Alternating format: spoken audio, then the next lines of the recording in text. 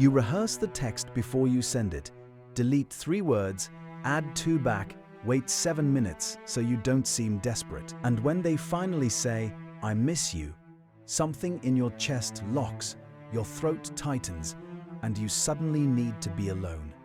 You want closeness more than anything. But the second it arrives, your body treats it like a threat. You've been called confusing, hot and cold, emotionally unavailable. You've wondered if maybe you're just broken, too damaged to love the way other people do, too much work, too contradictory to ever make sense to someone else. But what if that contradiction isn't a failure of character, but a signature left on you by the people who were supposed to make love feel safe? What if your brain isn't sabotaging you? It's protecting you from a danger that used to be real. Psychology has a name for what you're experiencing, and once you understand it, the chaos starts to look like something else entirely.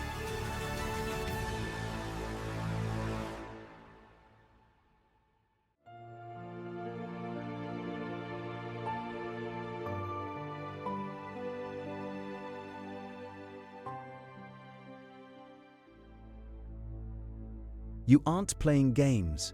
You aren't self-sabotaging for fun. You are caught between 2 survival systems that are both trying to protect you. Imagine a smoke alarm wired to a sprinkler system, but also wired to a gasoline pump. One sensor detects fire. The system floods the room and ignites it at the same time. That's what's happening inside you when someone gets close. Your attachment system screams, "I need this person." And your threat system screams, "This person will destroy me." Both are loud. Both are sincere. Both are running at full volume all the time. Psychologists Mary Main and Judith Solomon gave this pattern a name in the late 1980s. They called it disorganized attachment. And later, in adult relationships, it's often referred to as fearful-avoidant. It's the rarest of the 4 attachment styles, and the most misunderstood, because from the outside, it looks like indecision, like commitment issues, like someone who doesn't know what they want. But from the inside, it's the opposite. You know exactly what you want. You want love. You also know exactly what will happen if you let someone all the way in. You'll lose yourself. You'll get hurt. You'll become small again. So your brain does the only logical thing.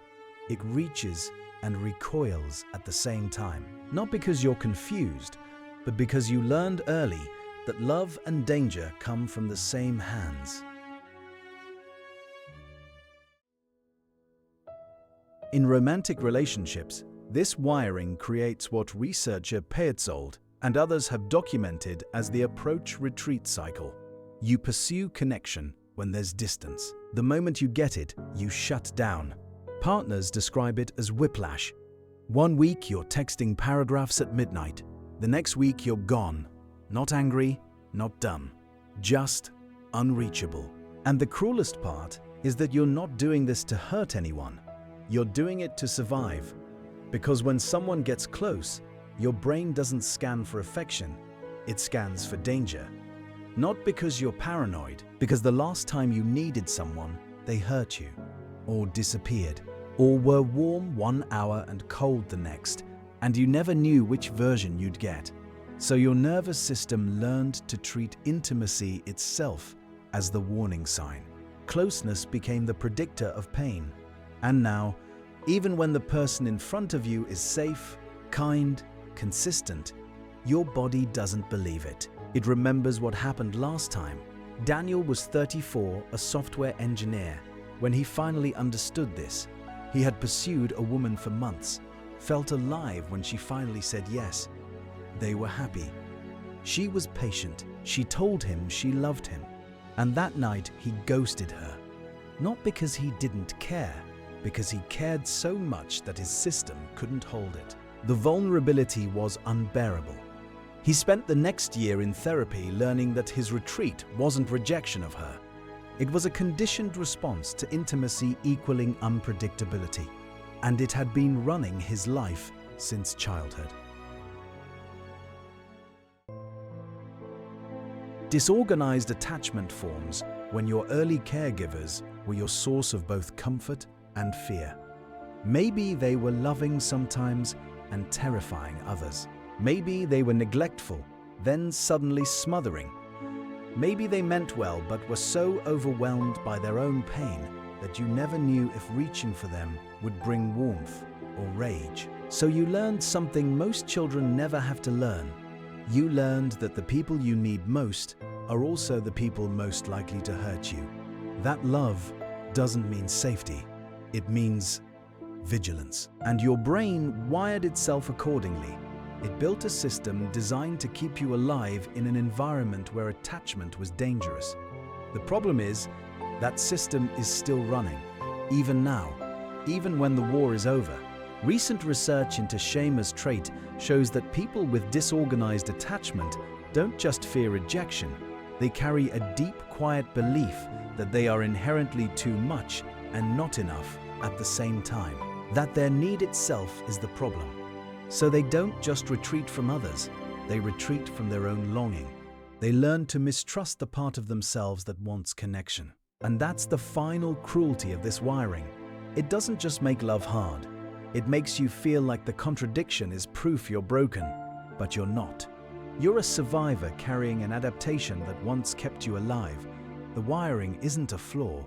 It's evidence of how hard you worked to stay safe in a place where love was unpredictable. And now that you see it clearly, you can start to choose something different.